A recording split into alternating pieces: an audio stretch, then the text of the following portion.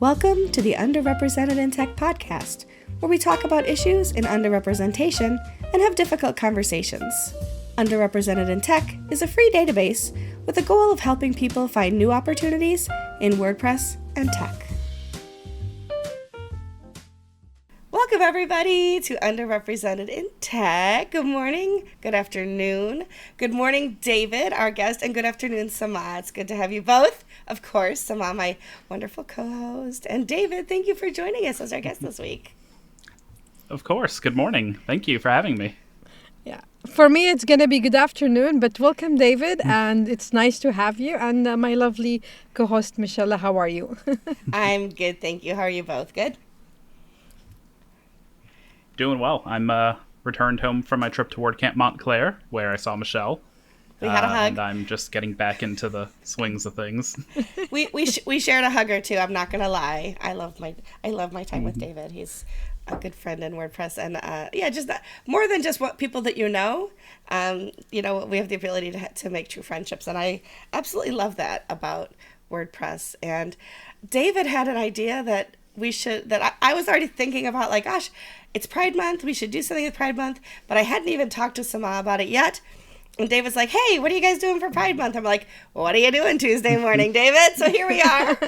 Happy Pride. Happy Pride. Happy Pride. I love it. It's awesome. We've had a parade here last weekend. I was in Montclair, but my friends were sending me pictures of the Rochester Pride Parade, which was super fun. And Buffalo had a parade too. And so my drag friends in Buffalo, I was watching their videos and their images on Instagram. And I love a good celebration, especially for a good cause. But welcome, David, and yeah, same here.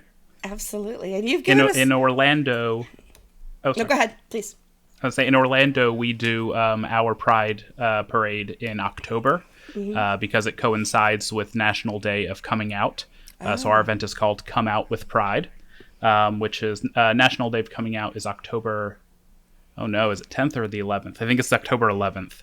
Sorry if I'm getting that wrong by a day. And so it's a lot better for the terrible summer weather in Florida to, be outside and do a big event in October as opposed to in June. So. Nice. Yeah. Here in Netherlands, we already started in June. We had the parade in Utrecht, but also we are famous with in August to do in Amsterdam, the canal that everyone in the boat and celebrate and enjoy. So yeah, it's really, and also in June, WordCamp Europe, a lot of celebrations. So yeah.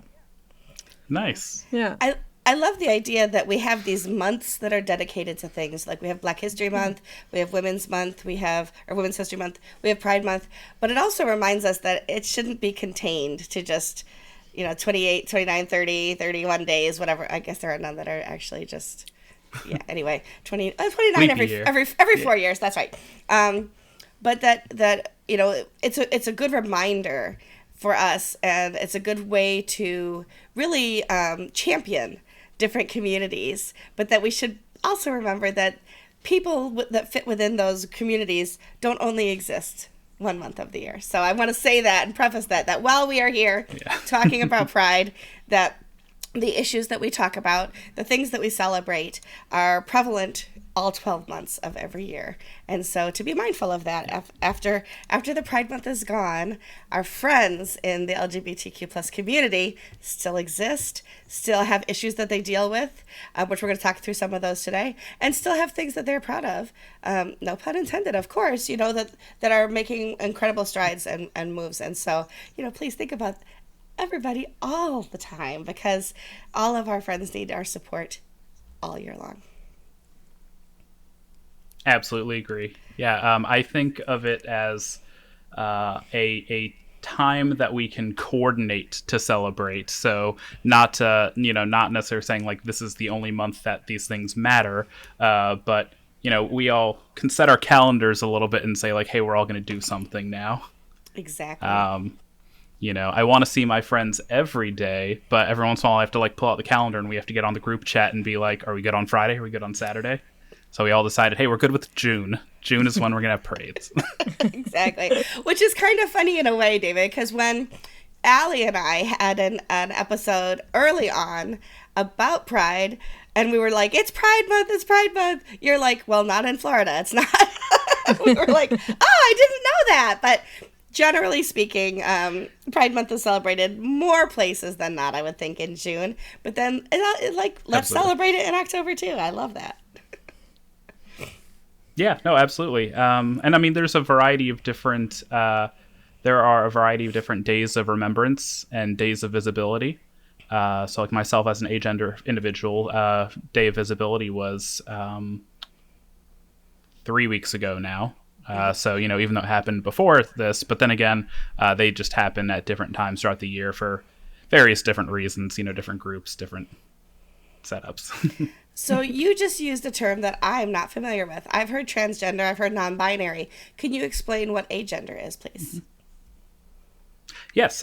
So maybe people are familiar with the term like atheist. And I'm pronouncing it like that with more emphasis on the A to acknowledge the A to say without.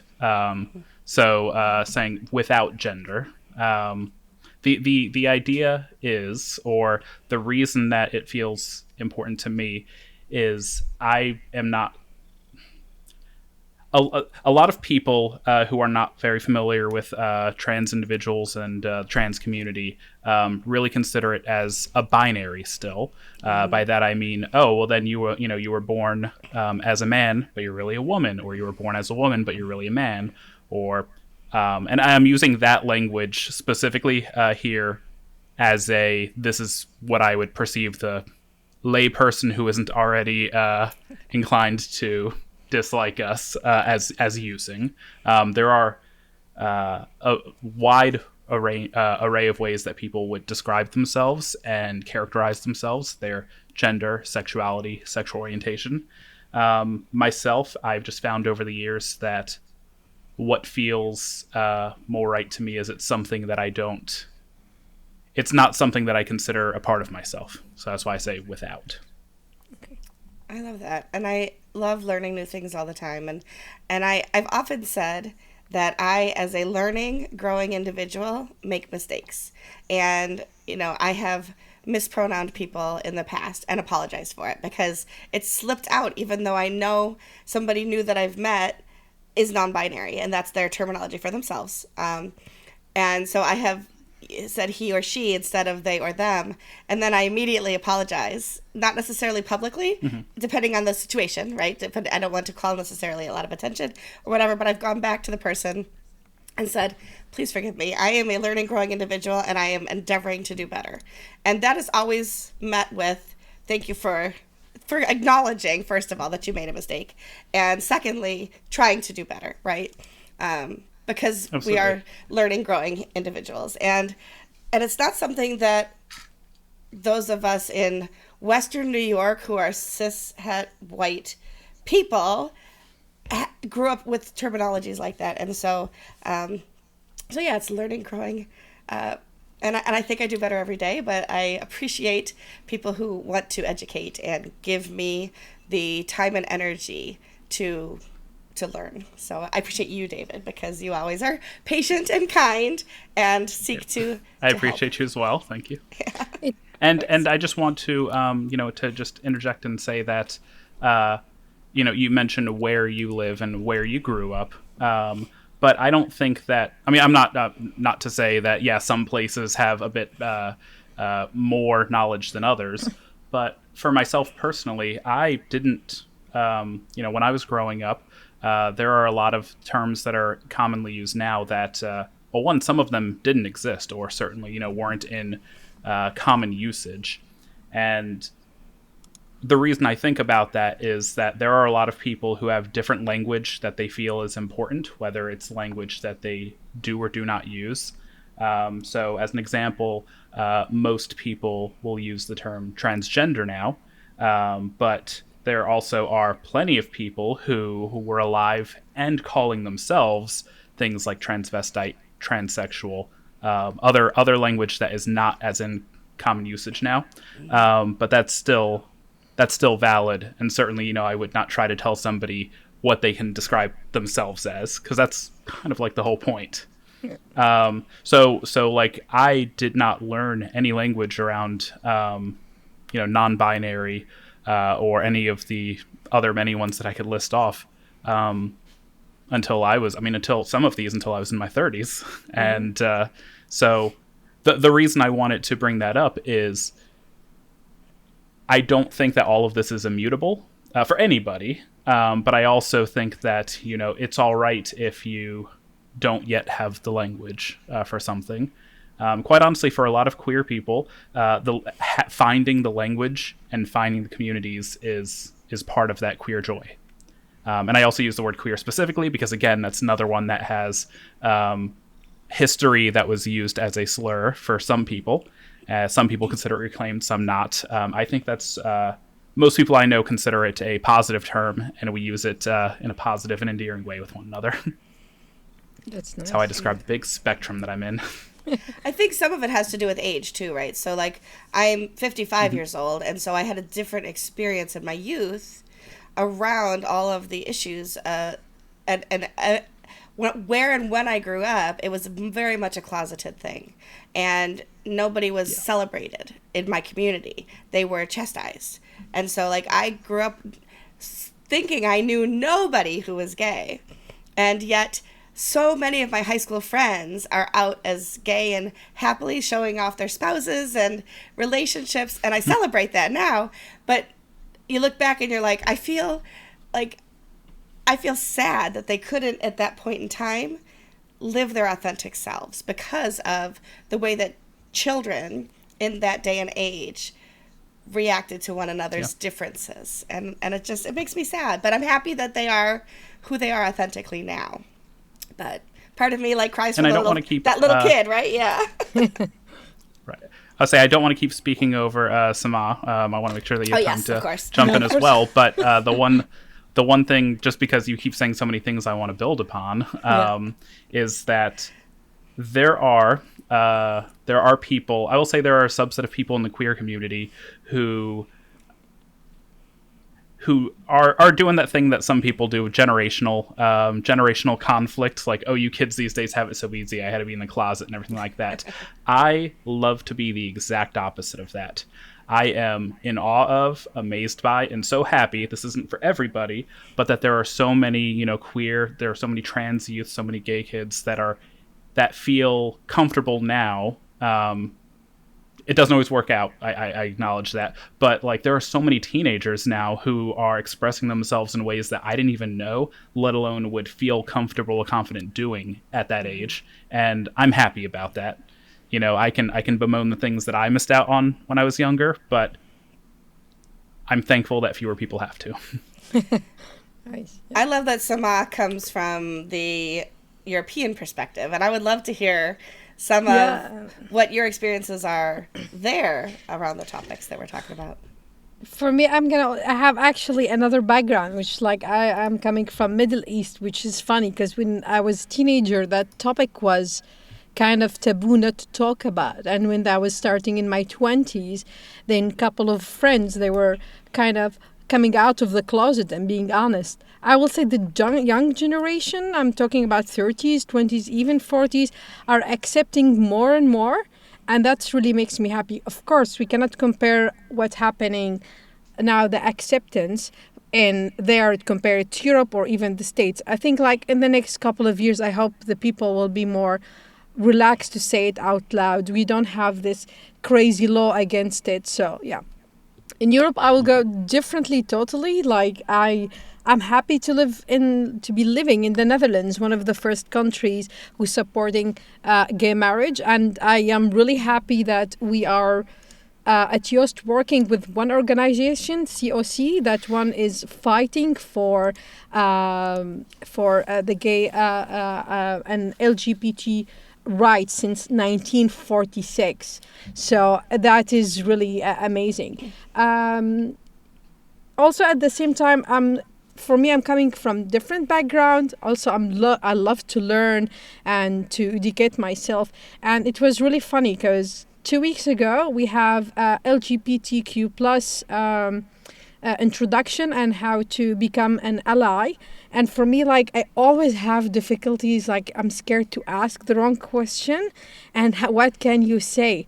And especially about the pronouns that you said earlier, Michelle, you made a mistake. For me, it's how to say sorry, because you want to apologize and then you exaggerate your apology and then you make the other person feeling comfortable, and then you say like, oh, I'm not going to ask it, or I'm not going to say it again.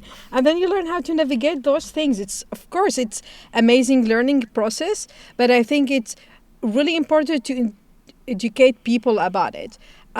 Sadly, also at the same time in the Netherlands, the acceptance a little bit the last 1 or 2 years is becoming less than before, but that the COC, the organization, is really working and improving. And I'm not gonna brag. I'm gonna brag a little bit. Joost is really partnership with them, and that's why I love Joost to the maximum. And I think they're doing an amazing, great work, especially with asylum. There's million cases. They're really helping them, especially with same-sex couple or many things that they're doing amazing things. So yeah, but it's so different from the States in Europe.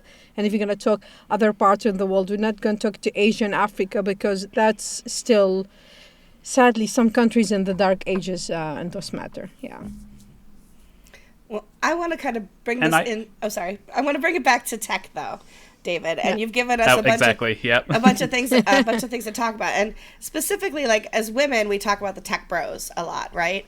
And how tech bros kind of sit at the top of the pyramid in the tech community and the tech companies. And it's something that you had put on the list of things that are like, hey, maybe we should talk about this too. And so I'm wondering, what is your take on tech bros as somebody in the queer community? Yeah, so the reason I mentioned tech bros specifically is it's because it's something that I've personally run into problems with, and I know other people who have as well, that there is a defining culture in the world of technology, especially I would say like in the world of like startups and venture funded businesses, the kind of businesses that are providing some of the best jobs in technology that you can get. That there are mindsets there that are, I would say, very male dominated, in a way that, or when I say male dominated, I do mean more like cis het male dominated, that can be uncomfortable for a lot of people. And I both mean uncomfortable in that, the times when people actually, like it's very clearly some sort of queerphobia, transphobia, something like that, but also just those little microaggressions that you get from people, and even beyond that, or even before that, the worry that you might have about being your full authentic self in the workplace. And that's something that really is a problem for a lot of people who are queer, because I go somewhere and I don't know, how is this person going to react to me? And for myself, I run my own company. And so part of it is are they going to want to continue working with me or not if they know this? If you're looking to get a job in the tech industry, it could well be, am I going to get passed over for this job or for this promotion because of that? And then just like any other way that happens in the industry, it's also can be kind of insidious that there's enough plausible deniability that it's like, oh no, somebody else was just a better fit for the job or something like that. But it's really hard to determine if that's, the case or not. Coming out isn't just a one-time thing. It's basically that you have to do with everybody throughout your life. And that's something that, that there's a calculated decision to be made every time. And it's just one of those emotional tolls that can detract from doing the thing that you want to be doing, which is just doing good work. Mm-hmm. We work with an organization in Orlando, and I'm going to name call them. It's called the Zebra Coalition. If anyone would like to find an organization that works with queer youth, it is zebrayouth.org. My husband and I do donation drives and things with them multiple times each year. It's an organization for queer youths who do not have family support, basically homeless queer youth, but they also serve people who may still have that support but need other things like help with education, help with healthcare, help with job hunting, things like that. It's a really great organization. But the reason that I bring them up is years ago, this was even pre-pandemic, when everyone started working from home, they asked us to help them set up a few workshops because they knew me as also running our WordPress meetup. And they want to do some workshops to show some of the, when I say youths, I'm talking about their general age range is like 14 to 24. So of working age, mainly. They want to run some workshops on looking for and training for remote jobs. And the reason that they brought up was specifically for people who were undergoing transition. It's a lot more comfortable to be able to work from home, when you have things going on, whatever the difficulties might be of getting to an office or of being around other people. So yeah, it's something that the tech industry could be very useful for if we don't have, unnecessary gatekeeping. Yeah, It's that makes a lot of amazing. sense. Yeah. You make me think of a lot of things, and the list that you gave us has so many things on it. We could definitely have an entire week-long workshop, right? Which would be awesome. Maybe we should do anyway. We'll talk about that later. But and I'm not kidding when I say that. But there's so much work to be done, and there's so much I think that allies can do for sure. What do you see as the roles of allies and allyship within the WordPress and the tech community? How can straight white old women like me be helpful and be an ally to the community? I think it could be the same for most any community in that, people say, of course, spend time listening more than talking over people. But also, you have a really great position. Both of you have great positions to be helpful to people who, might not otherwise be able to receive certain opportunities. And, I'm going to be clear and say, I don't mean, I know so-and-so and they're trans and, we need to hire someone, let's hire a trans person. But you could be like, oh, I already am comfortable with so-and-so. I know that they do good work and, we'd like to give them a shot or something. Basically, it's, I guess I'm trying to step away from saying, I'm thinking about so many things that are culture wars here in Florida and in the U.S. of basically calling it affirmative action. You're just trying to check off a box for diversity. Mm-hmm. And, no, I'm not saying just because this person is queer, hire them. But, you're more likely to give someone a chance and say we have a program at Yoast, because I know you have a wide variety of programs that you offer that so many that, I don't know them. And you might say oh, yeah, we have this one, that could be right up your alley. Why don't you take a look at it? I think that's a good way to be an ally, ally. Sorry, both together. That being more open to giving people opportunities, I think is a good way to do it. And when you talked about using the wrong language and everything, for pretty much every queer person I know, they say what they want people to do is say sorry or say, correct it and then move on. As in you don't need to make it a whole thing. You don't need, because then that can also be another source of discomfort. I'm being othered. Someone has to change their behavior just for me or something like that. And it's really just more, I don't know. I guess I never, I myself don't really find it that challenging because I don't really, when I say I don't find it challenging, I mean, I'm not even going to debate somebody on the historical usage of the word they or something like that. I'm just going to be okay, they use they. Done. Mm-hmm. Certainly, you can forget, you can slip up, and of course you won't know for people without asking in advance. But that doesn't mean that you're doing any of those things out of malice. I love what you said, that it's okay to make a mistake and apologize and it's let's die at that moment and learn and move from it, because I think sometimes people a little bit that scared of to talk about it, and I think educating people about it, it's really important. I don't know, maybe because it's happened in Europe, there was a WordPress event related to LGBT plus group. The Spanish community did it.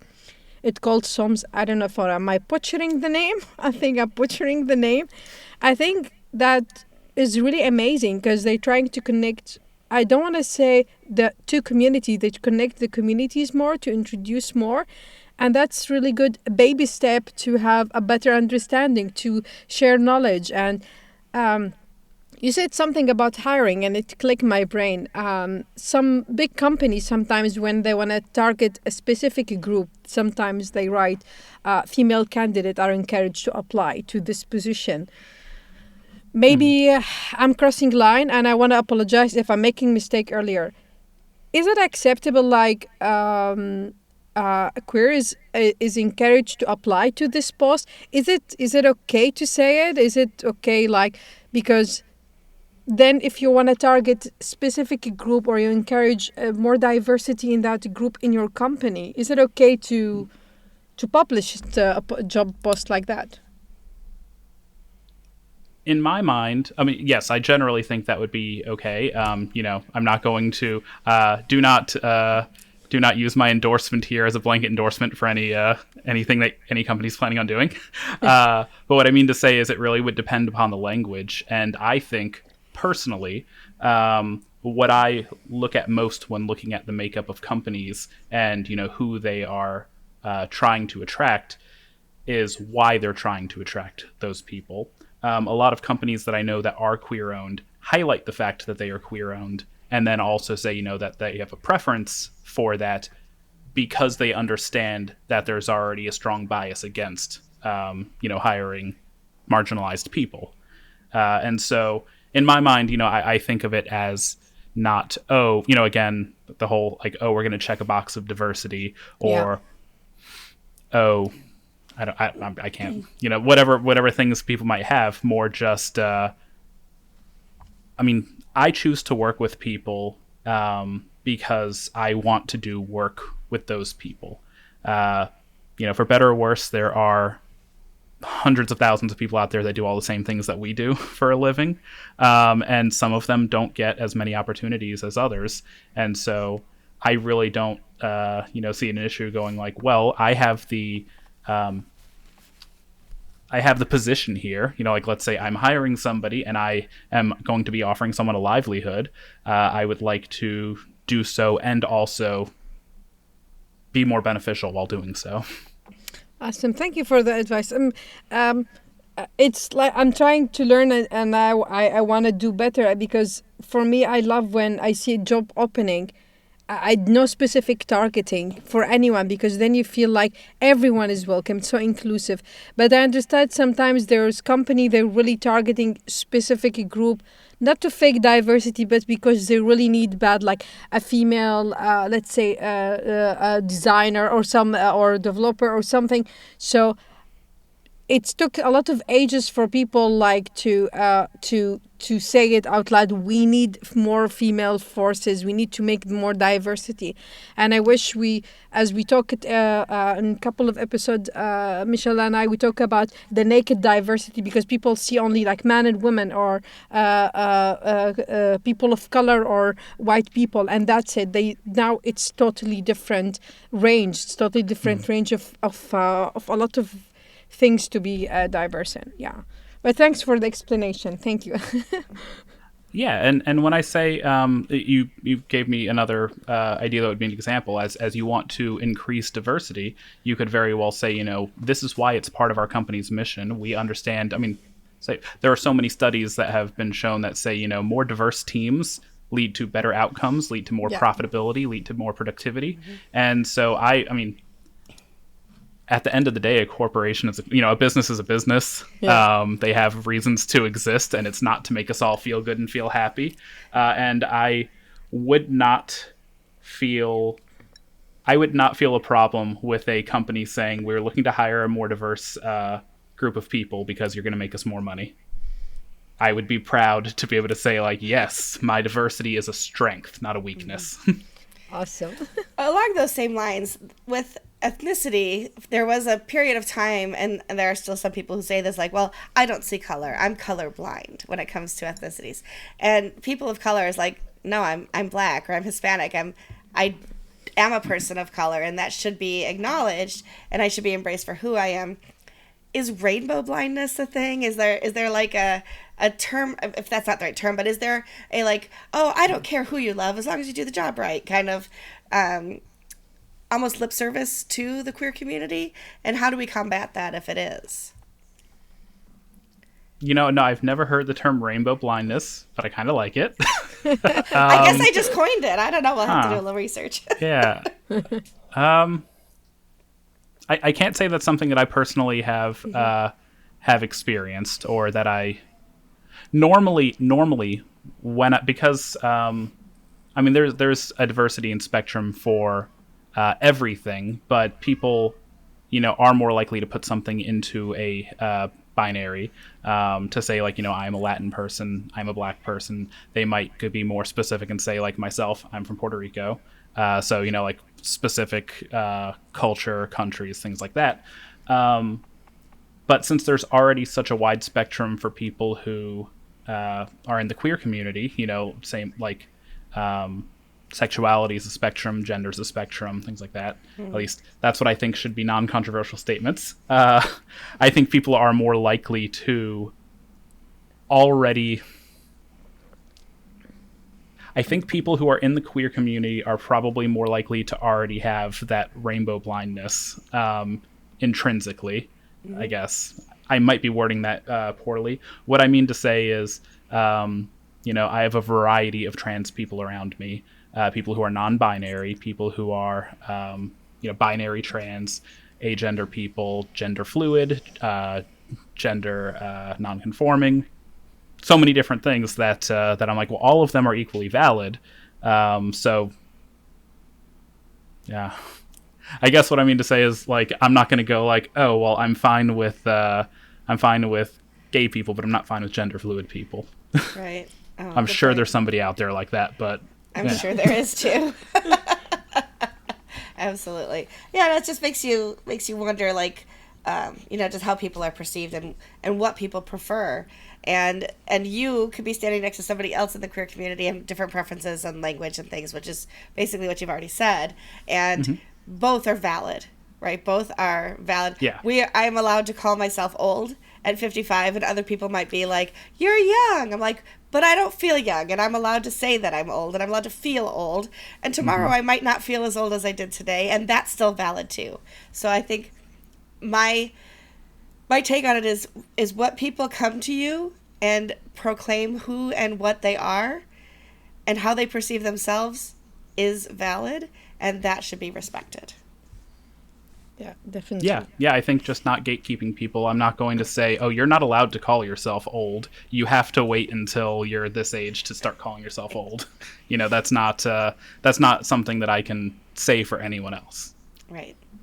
I won't even. I might give them a side eye, but I'm not going to look at someone who's younger than me, being like, "Oh, I'm so old," and be like, like, that's fair. I understand the feeling. Yeah. Just like it's okay for somebody to call themselves non-binary and somebody else to call themselves agender, and maybe mean the same thing, and maybe not, and that's still perfectly valid. Yeah, makes sense. Well, we're coming up on time, but I don't want to cut off any ideas. I know you had a list of things. Is there if there's one more thing on the list of topics that you really wanted to say today, which one would it be, and how can we help and discuss that? I think that we've covered a large portion of the ideas that I had. So I think the only thing really that I would want to leave people with, especially since it's currently Pride Month, is being supportive to a community does not mean being supportive to a community when it's in fashion. And in this case, I mean, yes, it is. I'm not going to be upset for a company changing their logo to a rainbow logo for the month of June. But I also think that it's completely understandable to be critical of those companies if they don't represent that in any other way or at any other time of the year. Because unfortunately, there are a number of companies out there that, we can go, oh, it's nice that you're saying you support, people now, but also, just last month you did this thing, or you still sell this product that has these issues that we've raised to you for years or something.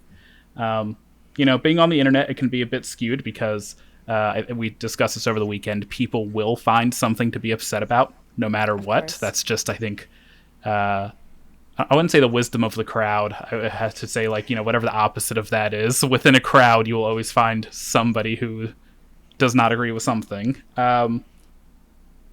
But no, in general, I think it's worth celebrating, companies when they do start supporting, and also holding them accountable when they don't.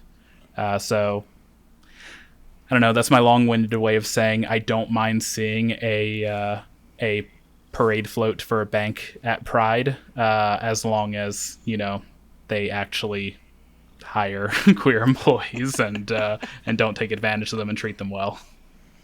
I totally agree with you. Yeah, I totally agree. I love what you said, especially at the end, because a lot of companies do it. It's just like so fashionable. Let's do this. It's so fashionable, and they do nothing. They don't even work on the recruitment plan, or they don't do anything. Only just like, oh, that month, okay, let's do it. Let's take a couple of photos, and that's it.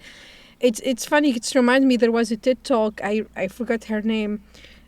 She was talking, she created the website Renting Diversity as a joke.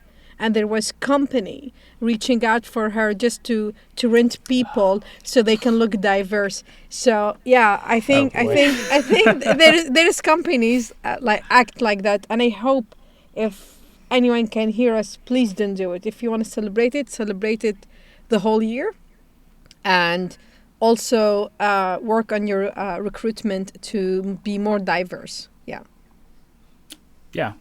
My husband works for an insurance company, and they do have a lot of employee resource groups, or ERGs. And one of them that he's a part of is the queer group, and they host events. They have some things planned for both June and for October because of where we live.